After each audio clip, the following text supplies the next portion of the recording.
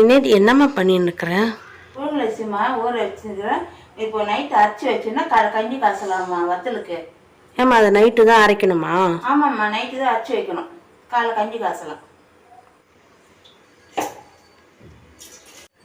கஞ்சி வத்தலாமா? கஞ்சி வத்தல் அதுதான். உப்பு போடலாமா? காலைல போட்டுக்கலாமா கஞ்சி காசலாம்.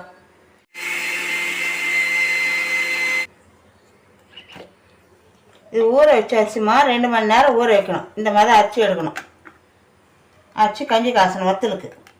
எப்படி காசணும்னு சொல்லுமா? காலைல சொல்கிறேம்மா நான்.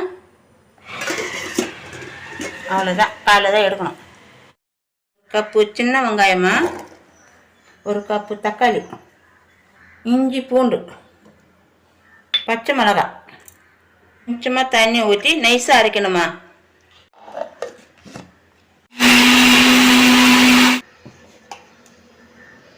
இந்த மாதிரி நைஸாக அரைக்கணுமா.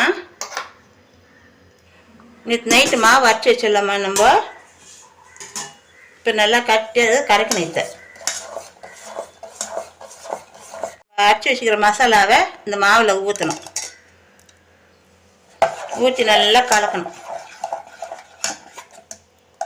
இந்த அரை ஜோள தண்ணி ஊற்றணுமா. இந்த தண்ணி போதுமாம்மா? இது போதுமா. இது இந்த தண்ணியிலே உப்பு போட்டால் கரைஞ்சிரும்மா.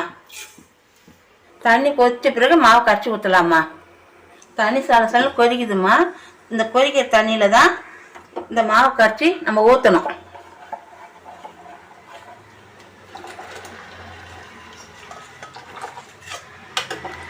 மாவு நல்லா கிண்டினே இருக்கு. நல்லா கட்டி முட்டியமாயிடும் மாவு. ஃப்ளேம் வந்து சிம்மில் இருக்கணுமா இல்லை ஹையில் இருக்கணுமாம்மா? அது நம்ம ஹையில் வச்சு கிண்டினே இருந்தால் தான், இல்லைன்னா கட்டி முட்டியமாயிடும். சிம்மில் வச்சு நீ எப்போ எடுத்து வத்தல் விடுவேன். அப்போ அடி பிடிக்காமல் கிண்டினே இருக்கணும். ஆமாம், அடி பிடிக்காமல் கிண்டினே இருக்கணும். அப்போ மீடியமாக கொஞ்சம் கட்டியாக வரும். வத்தல் விடுற மாதிரி வரும். இந்த பதத்துக்கு வரணும். கஞ்சி வத்தலுக்கு கரெக்டாக வருது பாருங்க. ஆறின பிறகு நம்ம விடலாம் துணியில் கஞ்சி வத்தல்.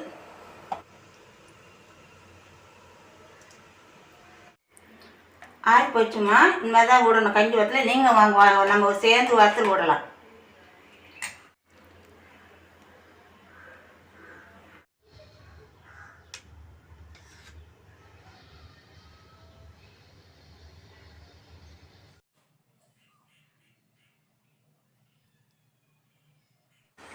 அம்மா இன்னைக்கு நீ வத்தல் போட்டல்லம்மா, என்ன ஆச்சுமா?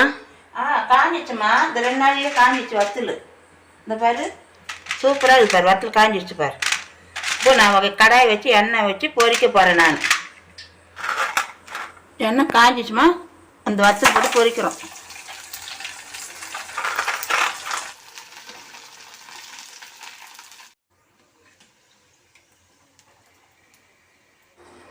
வத்தல் பாருமா, சூப்பராக இருக்குது. வத்தல் சூப்பராக இருக்கு பாருமா. நீங்களும் செஞ்சு பாருங்க.